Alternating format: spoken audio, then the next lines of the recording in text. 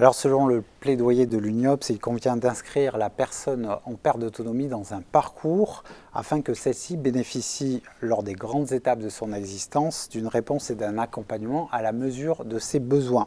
Quelles sont les conditions pour atteindre cet objectif? La frontière entre le domicile et les établissements est-elle toujours opportune, que ce soit dans le domaine des personnes âgées ou du handicap? Pour répondre à toutes ces questions, j'accueille sur ce plateau Agnès Labarre, directrice de l'association Aide et Soins à domicile Seine-Essonne. Merci d'être présente. Et puis Jérôme Perrin, directeur du développement et de la qualité de l'ADMR. Merci d'être à nos côtés. Alors première question peut-être pour Agnès Labarre. Si on réfléchit justement à cette notion de parcours, c'est quoi les grandes conditions pour permettre à la personne de s'inscrire à la personne en perte d'autonomie de s'inscrire dans le parcours le plus fluide possible? Parce qu'on parle beaucoup de rupture de parcours, et c'est vrai qu'elles existent, puisque les réponses sont des fois un petit peu morcelées. Comment on fait pour avoir des parcours fluides d'accompagnement? C'est une question presque philosophique que je vous pose, parce qu'elle est très vaste. La fluidification des parcours nécessite des facteurs combinés. Le premier étant, je pense, un des plus importants, c'est l'information auprès des bénéficiaires, qu'il y ait une information qui soit claire, qui soit précise et qui soit surtout facilement accessible, avec des moyens de communication et des vecteurs de communication qui sont accessibles à tous. Actuellement, les gens n'y comprennent rien, c'est ça? Globalement. Des Pas fois, beaucoup. Même les professionnels. Tout à fait. Ouais, tout à fait. D'avoir surtout une bonne évaluation des besoins faite par des professionnels qui sont qualifiés et qui sont en capacité de déterminer avec la personne quel est son projet de vie, mais aussi ses besoins du coup pour pouvoir atteindre ce projet de vie. La troisième qui est importante, je pense, c'est la coopération qui doit être formalisée entre les acteurs et bien être connue et qui est déjà quand même, je pense, bien implantée sur les différents territoires. Le développement de l'offre. Avec une offre diversifiée, en étant ambitieux parfois et en créant des nouvelles réponses. C'est le cas aujourd'hui avec les habitats inclusifs, mais bien d'autres choses. Et puis surtout, un accompagnement financier qui permette à chacun, quelle que soit son origine et quelles que soient ses finances et ses envies de projet de vie, de pouvoir les mener à bien. Et ça pose la question du reste à charge? Tout à fait. Ouais, c'est ça. Ce reste à charge qui aujourd'hui est un peu remis en question. Nous, en tant que professionnels de terrain, on a un petit peu ce sentiment que dans ce virage domiciliaire, une participation complémentaire va être demandée et c'est ce pourquoi on lutte, quoi. Que chacun puisse avoir vraiment accès à tout. Tout à fait. On va y venir, ça fera partie des questions qu'on va aborder. Je vous pose un peu la même question. J'imagine que vous partagez le diagnostic d'Agnès Labarre. Agnès Labarre insiste aussi sur le fait de permettre un accompagnement financier solide. Et je voudrais qu'on s'arrête sur cette question du financement de la coordination. Parce qu'on a l'impression que quand on pense coordination, on dit « Ah oui, ça serait bien que les acteurs se coordonnent ». Mais chaque fois, il y a zéro enveloppe pour financer ces fameuses rencontres entre des acteurs différents et ce travail un peu collectif et peut-être même intersectoriel. Qu'est-ce que vous en pensez? Oui, tout à fait. Et en effet, longtemps, on a souligné le fait qu'on demandait de la coordination sans avoir les moyens de pouvoir le faire. Forcément, aujourd'hui, je pense que les choses évoluent un petit peu dans le bon sens, encore une fois, parce que on s'est rendu compte de quoi on parlait. Après, là aussi, de quoi on parle en termes de coordination. Une coordination, elle doit être efficiente, elle doit être efficace. Parfois, on a eu longtemps, on est rentré dans des dispositifs qui s'empilaient les uns par rapport aux autres. On a parlé des Maya, les clics, les DAC. On parlera tout à l'heure peut-être des centres de ressources territoriaux. Il faut vraiment une coordination qui soit efficiente, qui soit efficace. Et ça passe d'ailleurs déjà par une coordination au sein même de son propre service. Parce que souvent, on se rend compte que les gens ont besoin de mieux se coordonner à différents professionnels en fonction de l'offre et des partenaires qu'on peut avoir. Et je reviens totalement à Agnès sur la question de l'équité. L'équité dans la prise en charge financière aussi. C'est-à-dire que si à un moment quelqu'un n'a plus les moyens d'être pris en charge, on assiste à une rupture de parcours. Et donc on va à l'encontre de cette question de la fluidité des parcours. Et peut-être le troisième point, c'est travailler sur la question des métiers. Je crois que ça a été dit dans la table ronde précédemment. Alors évidemment, sur le recrutement, si on n'a personne pour faire les interventions, forcément le parcours il sera beaucoup moins fluide, il sera plus difficile. Mais aussi sur la question des tâches, je pense qu'aujourd'hui on doit revoir un petit peu les tâches des différents professionnels qui interviennent, non pas pour que certains fassent à la place d'autres, mais pour soulager, pour accompagner, pour faire monter en compétences, donc c'est-à-dire former, mais ça veut dire aussi si on monte en compétences, c'est-à-dire d'avoir aussi les rémunérations qui vont en conséquence par rapport à ça. Oui, parce que c'est des secteurs aussi qui sont très marqués par les fameux glissements de tâches, où des personnes font des choses pour lesquelles ils ne sont pas forcément formés et surtout rémunérés. Et c'est la grande mode, ces glissements de tâches, on est d'accord. Exactement. D'accord, très bien. Alors, justement, vous l'évoquiez, Jérôme Perrin, sur cette question de la coordination et de l'organisation potentielle dans les territoires. On a vu émerger d'abord les EHPAD hors les murs, ensuite les centres de ressources territoriaux qui peuvent être gérés à la fois par les établissements, mais aussi par des acteurs du domicile qui peuvent candidater pour devenir centre de ressources territoriales. Parallèlement, dans le secteur du domicile, là, on voit apparaître les fameux services autonomie. Alors, avant que je vous pose la question de savoir si c'est des bonnes réponses, est-ce que vous pouvez nous aider à comprendre ce que c'est centre ressources territoriales et puis services autonomie, plus spécifiquement pour le domicile? Alors, les centres de ressources territoriaux, ils sont issus de la loi de financement de la sécurité sociale 2022, si je ne me trompe pas, l'article 51. C'est basé sur un dispositif qui est basé sur une expérimentation qui n'est pas terminée. Là aussi, c'est assez étonnant de légiférer sur une expérimentation qui n'est pas terminée. Mais ça existe dans d'autres domaines. Ça existe dans d'autres domaines, mais on se rend compte que c'est de plus en plus fréquent. Donc, c'est proposer vraiment une offre à domicile renforcée par un copilotage. En tout cas, c'est comme ça que le disent les textes, de l'établissement et du service à domicile. Ça reste quand même un dispositif qui, au départ, en tout cas, a été très marqué établissement. On a fait en sorte aussi qu'il soit ouvert au service d'aide à domicile, parce que c'est un peu paradoxal de parler de domicile renforcé, et puis de l'autre côté, de confier un pilotage exclusif à l'établissement. Et encore une fois, c'est l'acteur qui est sur le terrain. C'était une forme de continuité de l'EHPAD hors les murs. Exactement, tout à fait. Et en termes pareil de visibilité, parler d'EHPAD hors les murs à quelqu'un, quand on lui parle de domicile, c'est un peu paradoxal. Là aussi, l'information, elle peut être troublée rien que par cette sémantique. Tout à fait. Donc voilà, pour les CRT, c'est donc ça le système du dispositif. Pour les services autonomie à domicile, même loi de financement de la sécurité sociale est extrêmement chargée, celle-ci. Là, on est sur une réforme qui est extrêmement impactante pour les services d'aide à domicile, puisque la loi nous demande de regrouper, pour faire simple, les SAD, les services d'aide à domicile, donc avec 2 A, et les SIAD, les services de soins infirmiers à domicile, en une seule et même entité juridique, porteuse d'une autorisation, pour qu'il y ait un seul interlocuteur unique pour le bénéficiaire. D'accord. Alors donc, je vous repose la question, justement, est-ce que ces premières réponses, est-ce que c'est les bonnes pour répondre à cette question de l'organisation territoriale nécessaire pour avoir des parcours plus fluides? Alors, sur les CRT, je vais vous faire une réponse de Normand, parce que j'ai envie de dire, on verra avec le temps. Parce qu'aujourd'hui, on voit différentes formes de CRT qui sont en train de naître à travers les appels à projets des ARS, avec parfois des services d'aide à domicile, justement, qui portent ces CRT. C'est ça qui nous intéresse. Derrière, on verra comment ça va fonctionner. Et puis, pour les services autonomie à domicile, là, l'enjeu est extrêmement important, puisque la loi ne sera applicable qu'au 30 juin 2023. Donc, c'est-à-dire dans quelques jours. Quelques jours, avec une réforme qui, sur le principe, encore une fois, la philosophie, elle est bonne. La loi, tout le monde est d'accord de dire que si on peut faciliter le parcours des personnes avec un seul et même interlocuteur, ça a du sens. En revanche, il faudra être patient. Il faudra vraiment accompagner, parce que derrière, c'est une réforme extrêmement impactante déjà en termes d'entités, de structures qui doivent se rapprocher, en termes de territoire. Le territoire du SIAD n'est pas le même que celui du SAD, donc comment tout ça va s'organiser. Et les histoires sont peut-être pas les mêmes. Les histoires sont pas les mêmes, donc forcément, on va d'abord peut-être se rapprocher de celui qui nous ressemble le plus, mais peut-être qu'il y a des rapprochements. En tout cas, il faudra éviter les rapprochements forcés, et ce que j'ai envie de dire, c'est d'abord faire confiance au service. Encore une fois, c'est faire confiance aux services d'aide à domicile, aux services de soins infirmiers à domicile, et derrière, c'est leur donner aussi les moyens d'appliquer cette loi qui se traduit aussi par un nouveau cahier des charges de l'autorisation des services qui demandera des moyens.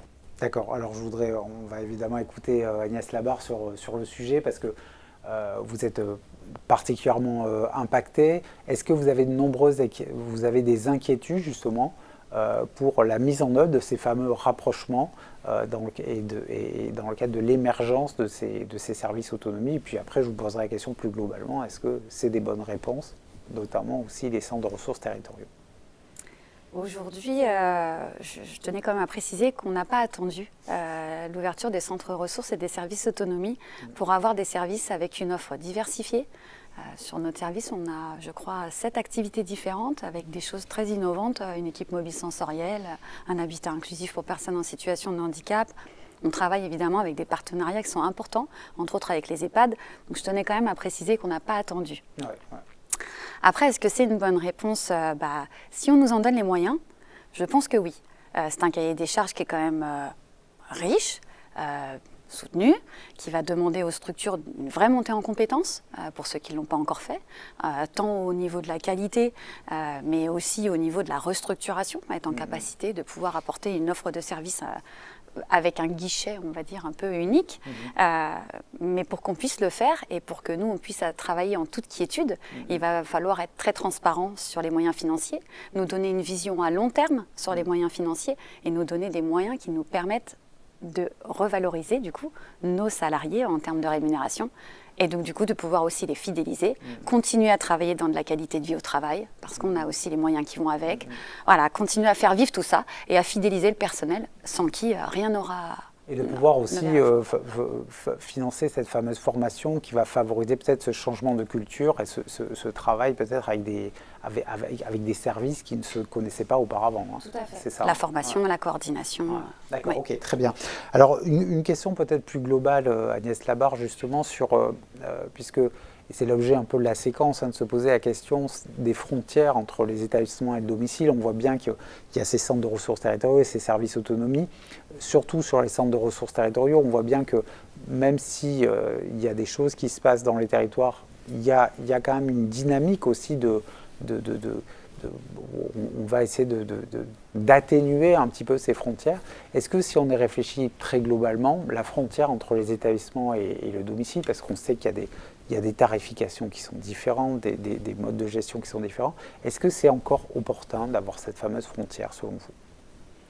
Depuis 20 ans, l'offre s'est beaucoup diversifiée et les partenariats se sont beaucoup intensifiés. Vraiment, on ne peut que s'en féliciter et en être ravis.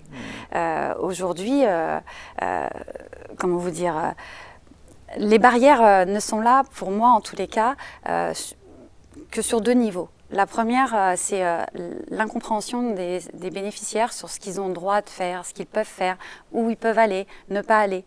Mais aussi l'information qu'ils reçoivent. C'est quoi un EHPAD? Qu'est-ce que je vais y faire? Comment j'y vais? À quel moment j'y vais? Est-ce qu'il y a des passerelles pour aller d'un EHPAD à l'autre? Et ça reste encore flou. Pour les partenaires, je pense que c'est assez clair. Mais pour les bénéficiaires, ça ne l'est pas encore. Et je pense qu'il y a un vrai effort de communication à faire pour essayer de faire fondre ces derniers rempart, puisqu'aujourd'hui les personnes veulent coûte que coûte rester à la maison. Oui, tout à fait. Alors justement, je vous pose un peu la même question. Est-ce que la dynamique actuelle est suffisante ou est-ce que vraiment il faut réfléchir à aller plus loin pour supprimer ces fameuses barrières entre les établissements et le domicile? J'ai en tête, et je réfléchis tout haut sur ce que vous me dites, Agnès Labarre, par rapport justement aux EHPAD, il y a beaucoup d'expériences en fait, qui consistent à favoriser une entrée progressive en EHPAD. Je pense aux accueils de jour ou à d'autres formules et qui permettent peut-être de faire sauter un certain nombre de craintes, parce qu'on ne peut pas dire que les EHPAD ne fasse pas peur aujourd'hui. On a le phénomène de l'EHPAD bashing et beaucoup de craintes autour de ces formes d'établissement. Comment on peut faire est-ce qu'il faut aller plus loin dans justement l'atténuation de ces différents établissements de domicile, et comment est-ce qu'on peut faire justement pour continuer à aplanir un peu ces différences? Alors, je pense qu'en effet, si on voulait dans le sens de l'histoire, il faut qu'on ne parle plus de frontières, mais de passerelles entre les deux. C'est pas gagné, il y a des choses qui se font, mais aujourd'hui, parfois, on peut des fois se regarder comme chien de faïence, parce que derrière, on ne peut avoir, et ça c'est vraiment des passerelles qu'il faut, en tout cas des frontières qu'il faut faire sauter, c'est notamment la question de la reconnaissance aussi. Aujourd'hui, on a des difficultés parfois, parce qu'on se dit d'un côté on a le sachant, le personnel du sanitaire, et puis de l'autre côté on a les petites mains, les aides à domicile. Je pense qu'aujourd'hui il faut aller bien au-delà de ça. Évidemment on le défend et on montre aujourd'hui de plus en plus que l'aide à domicile c'est pas juste du ménage, c'est bien plus que ça, c'est de l'accompagnement, que les métiers sont complémentaires, que l'établissement Et le domicile, c'est complémentaire parce qu'à un moment, on ne peut plus vivre à domicile. Donc le prolongement, il se fera à un moment dans l'entrée, avec l'entrée en EHPAD. C'est aussi une passerelle en termes de moyens. On assiste depuis un certain temps, c'est que les vases communicants, c'est-à-dire que si on donne à l'EHPAD, on ne donne pas au domicile, si on donne au domicile, on ne donne pas à l'EHPAD. Aujourd'hui, c'est pas comme ça que ça doit fonctionner. Ça doit être, les moyens doivent être donnés à ceux qui en ont besoin au moment où ils en ont besoin, que ce soit le domicile ou l'EHPAD. Et tout ça, c'est pas parce qu'on appelle ça l'autonomie qu'on ne doit pas à un moment faire le zoom sur ceux qui en ont besoin. Et puis, encore une fois, je pense qu'il faut vraiment réfléchir en termes de complémentarité et pas en termes de superposition. On ne va pas superposer, on ne va pas dire à l'EHPAD, allez faire du domicile ou au domicile, allez faire de l'EHPAD. Au contraire, travaillons ensemble parce que sinon, on brouille le message, on va prendre la place de l'autre et ce n'est pas du tout l'objectif. Oui, parce qu'il va y avoir des logiques concurrentielles. Exactement, des logiques concurrentielles, alors que je ne suis pas sûr qu'aujourd'hui, les EHPAD, ils ont envie de faire du domicile, ils ont plein de choses à régler et nous, on n'a pas non plus vocation à faire de l'établissement. Donc, je pense que ça, on retrouve dans le plaidoyer de l'UNIOPS, c'est cette passerelle qui se fait à travers des dispositifs, mais qui se fait aussi par des expérimentations sur les territoires, des relations entre les différents acteurs, pour qu'il y ait en effet une complémentarité des parcours, que l'EHPAD ne soit pas qu'un lieu de fin de vie, et que le domicile soit aussi, à un moment, un accompagnement qui soit renforcé pour éviter un EHPAD quand on n'a pas à être dans un EHPAD. Oui, tout à fait. D'accord, très bien. On a une première question internaute, c'est une question de Maxime, sur donc le virage domiciliaire dont les pouvoirs publics portent depuis longtemps. Est-il aujourd'hui une réalité? Donc c'est une question assez politique. Je vais laisser Jérôme dégainer. Voilà. Merci pour le cadeau. Je dirais qu'on est dans une phase d'amorçage. Clairement, il n'y a jamais eu autant de moyens mis par l'État sur la question du domicile. On a eu le tarif socle, la dotation complémentaire, la tarification des SIAD, la dotation coordination quand on est en SPASAD, on en parlait tout à l'heure. Mais évidemment, il faut aller encore plus loin, notamment la question des salaires. On le voit dans notre branche. Aujourd'hui, on a un avenant qui est sorti, l'avenant 44. On va se battre encore pour qu'il soit financé par les conseils départementaux. C'est pas normal. C'est quelque chose qui devrait être. Oui, il faut savoir ce qu'on veut. Hein. Soit on a exactement. le virage, soit on prend le virage et on met les moyens pour bien le prendre. Voilà, on sait bien que tout ne peut pas arriver en 2 ans ou en 3 ans, mais il faut continuer à avancer là-dessus. Après.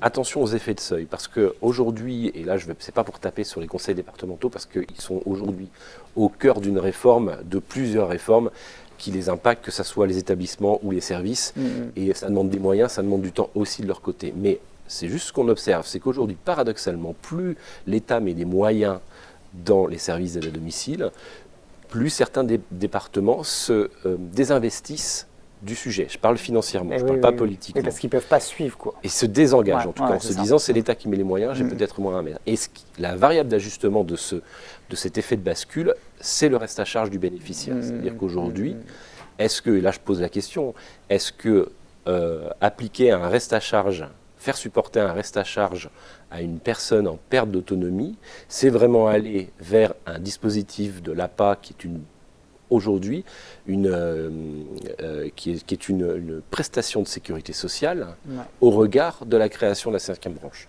C'est totalement paradoxal. D'un côté, on veut faire de l'APA une prestation de sécurité sociale et de l'autre côté, on fait payer encore plus les personnes pour pouvoir bénéficier. Il y a une forme de privatisation et du coup, on va vers une privatisation de l'accompagnement tout à à domicile. D'accord, très bien. Agnès Labarre, justement, sur cette question du virage domiciliaire, j'imagine que vous êtes à peu près d'accord avec, avec ce que nous à 100%. Avec ce que nous dit Jérôme. Voilà, est-ce que vous partagez justement cette crainte, justement, puisqu'on l'avait évoqué quand on avait préparé cette émission, hein, d'un reste à charge croissant justement sur les personnes qui sont accompagnées à domicile? Aujourd'hui, notre plus grande crainte, c'est que les financements soient réduits, avec un virage domiciliaire qui est annoncé depuis longtemps et qu'on amorce, on va dire, depuis longtemps, que ce soit réduit et qu'on soit dans l'obligation en tant que structure pour pouvoir survivre, en fait, et juste ne pas mettre la clé sous la porte et pouvoir continuer à accompagner tous nos bénéficiaires, de devoir leur faire supporter le surcoût de tout ce qu'on nous demande, tant en termes de qualité qu'en termes d'accompagnement, qu'en termes de coordination. on le fait tout ça. Ouais. Et on le fait avec des moyens qui sont parfois très limités par rapport à d'autres domaines. Et je pense qu'il est plus que temps de ne surtout pas les diminuer. Très bien. Et c'est notre inquiétude.